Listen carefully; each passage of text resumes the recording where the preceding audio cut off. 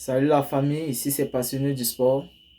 Aujourd'hui, nous allons parler de cette Coupe du Monde. Il est bien vrai, c'est achevé dans de très bonnes conditions. Il n'y a pas trop eu, puis malgré qu'on craignait que c'était organisé dans les pays où le taux de criminalité est un peu élevé, mais nous n'avons pas encore reçu de mauvaises nouvelles. Pour ça, nous disons merci et nous tenons à féliciter aux pays organisateurs qui ont su organiser cette Coupe du Monde dans le calme total. Ils ont la sécurité est au rendez-vous en fait pour les supporters et les joueurs aussi. Hormis de l'incident des Anglais qui ont subi le vol de leur équipement. Et dans cette Coupe du Monde, nous allons retenir quelques points positifs et négatifs, extra positifs et ce qui concerne le sport. Sur le plan négatif, nous avons Donald Trump qui a fait parler de son influence en annulant le carton rouge d'un joueur américain qui a été sanctionné puisqu'il a dit qu'un joueur qui a pris le rouge au prochain match qui ne doit pas participer, mais Donald Trump a fait parler son influence pour annuler ce carton rouge. Et il y en a bien d'autres, les mécontentements des uns et des autres pour certains pour certaines fautes qui auraient dû être sifflées qui ne l'ont pas été. Par rapport au carton rouge que certains estiment que monsieur aurait dû avoir, il est bien vrai, je suis fan de monsieur, mais ça dépend maintenant de l'interprétation de la BIC en question.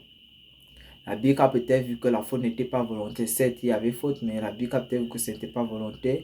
Il y a aussi d'autres fautes que la BIC a sifflées contre l'Argentine qui n'aurait pas dû. Donc, en fait, c'est sur ça qu'on va parler. On va un peu essayer de résumer la totalité de la Coupe du Monde, en fait. Et aussi, les équipes qui n'ont pas été au rendez-vous et ceux-là aussi qui ont surpris, on ne les attendait pas à ce niveau, mais qui ont également surpris. Pour les équipes qui n'ont pas été au rendez-vous, nous allons d'abord commencer par l'Allemagne. L'Allemagne qui avait tout, ils avaient un bon effectif et un bon sélectionneur, Nagelsmann. C'était l'ancien coach du Bayern de Munich. Et l'Allemand, il a été appelé par la sélection allemande.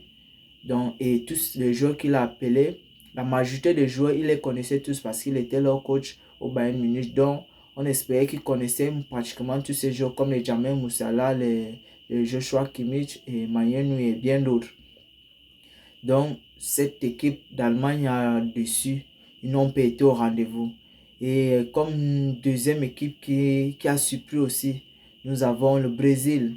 Ils avaient les grands noms, les Vinicius, les Rafinha, les... comment on l'appelle, celui de Newcastle là.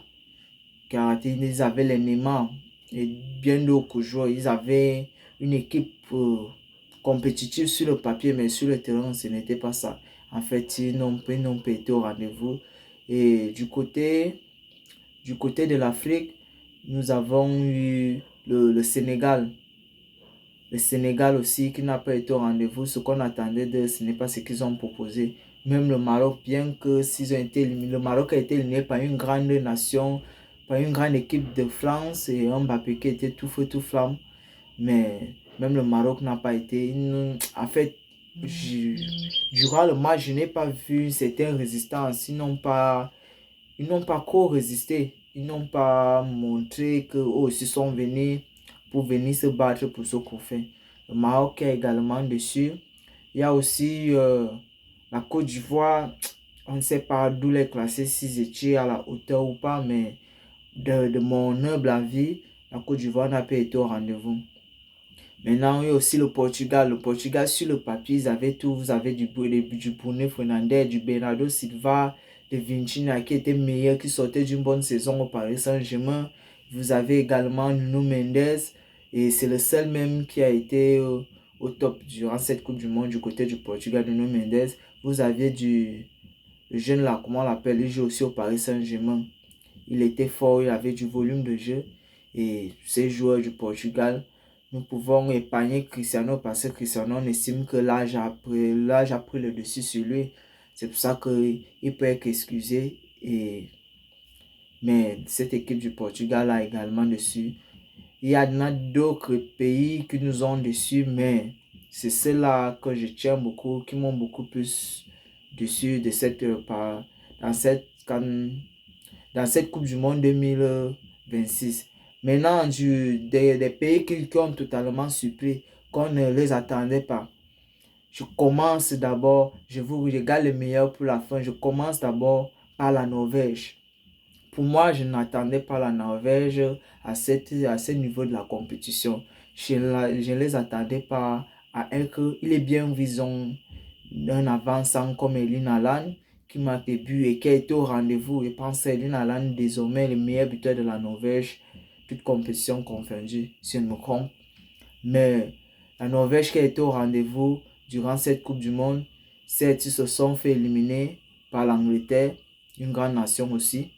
Mais la Norvège, ils ont pratiquement fait plus de 50 ans, ou je ne sais pas, ou plus même, sans participer à cette compétition.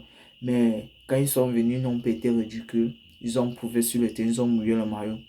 Et comme deuxième équipe qui nous a surpris durant cette CAN, nous avons...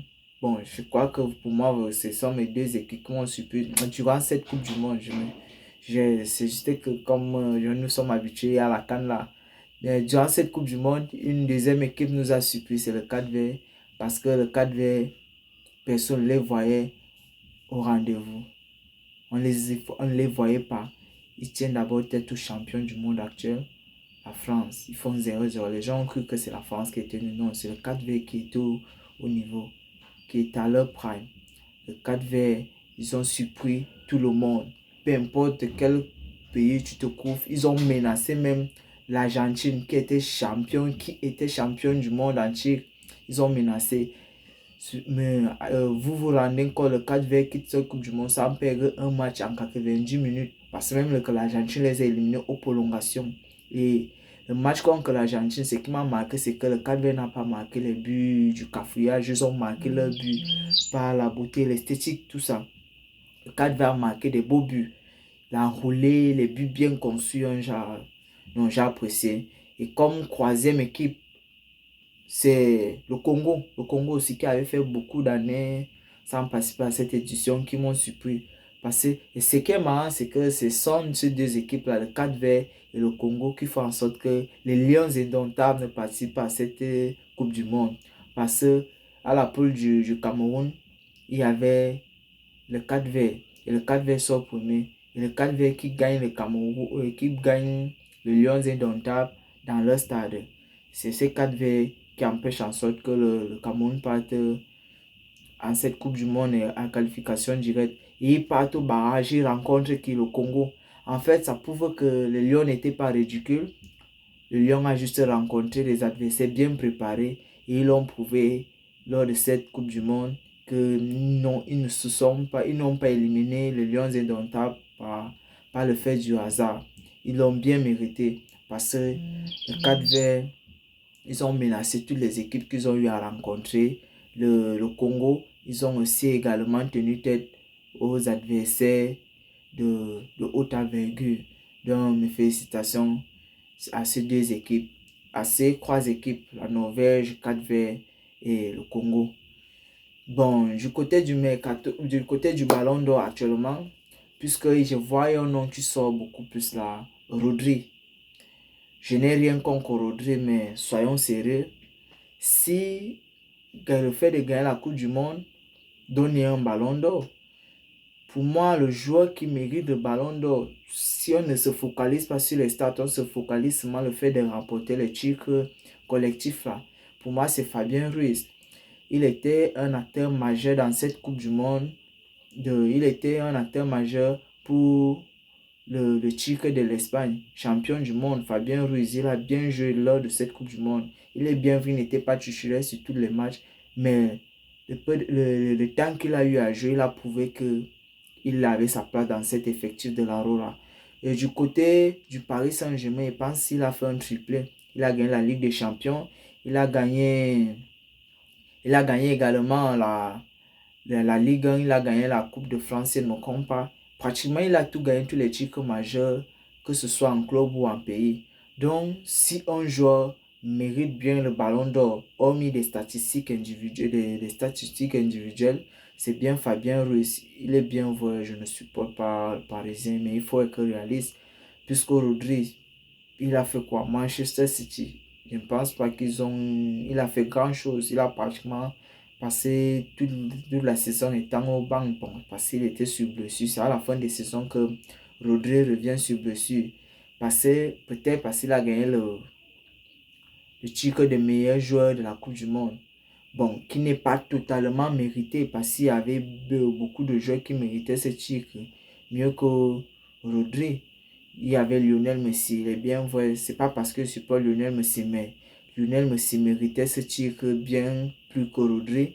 Nous avions aussi Bellingham qui méritait ce titre. Nous avons beaucoup de joueurs qui méritaient ce titre également. J'aurais pu bien donner ce titre à même Cucurella. Pourquoi ne pas Cucurella? Cucurella pouvait bien sortir meilleur joueur de la Coupe du Monde. Puisque c'est un joueur que nous avons vu, il est vraiment fort. Il a vraiment fait un mauvais choix. Il est parti du côté des voisins, des concurrents, le Real de Madrid. Mais ce Cucurella, il était fort. Il y a beaucoup de joueurs. Et du classement du Ballon d'Or, beaucoup de gens ne font que dire Mbappé mérite le Ballon d'Or. Mais Mbappé, il est meilleur buteur pratiquement sur toutes les compétitions qu'il a joué, mais il n'a remporté aucune de ces compétitions. J'enlève Yamal dans ce débat, malgré qu'il y a les... Je suis fan, je ne suis pas fanatique. Il y a les fans qui vont dire Yamal, il mérite. Yamal, en Ligue des Champions, il n'a pas laissé son empreinte. En Coupe du Monde, il n'a pas également laissé son empreinte. En Liga, c'est là-bas qu'il passait. Il est le meilleur passeur quand même de la Liga. Hormis de ces titres individuels qu'il a. Il a tout remporté avec, presque tout remporté avec l'Espagne en championnat. Il remporte la Coupe d'Espagne, la Super Coupe d'Espagne et la Liga. Ce sont que les deux titres majeurs qu'il remporte avec le FC Barcelone. Il remporte également la Coupe du Monde. Mais jusqu'à là, cela ne lui permet pas de prendre une Coupe du Monde. Mbappé non plus. Pour moi, si un joueur mérite réellement de prendre ce titre de Ballon d'Or pour cette année, c'est Fabien Ruiz. En club comme en sélection, il a été au rendez-vous. Et du côté du Barça, nous avons les joueurs qui ont participé à la Coupe du Monde. On dit qu'ils auront encore quelques semaines de plus de congés et qui ne vont pas. Les entraînements ont commencé du côté du FC Barcelone. Et nous voyons beaucoup de nouveaux visages sur les orgues d'Hansi. Espérons qu'ils vont pouvoir rassurer Hansi Flick. Ils vont rassurer Hansi Flick, pouvoir convaincre qu'eux aussi ils ont la place à l'équipe première. Puisque ce que j'apprécie sur Hansi Flick, c'est que le nom ne prime pas, seul le mérite prime. Tous les joueurs qui sont titulaires, nous connaissons que c'est parce qu'ils méritent leur place. Ceux qui sont au banc, c'est parce qu'ils n'ont pas été à la hauteur. Ils n'ont pas encore prouvé qu'ils peuvent défendre valablement les couleurs du club. Bon, je tiens à vous dire, je ne sais pas si la vidéo vous a plu ou pas, mais vous pouvez me donner vos avis en commentaire. Je vous laisse à vos claviers. Dites ce que vous voulez. J'ai accepté les critiques parce que les critiques font évoluer. Merci et à la prochaine.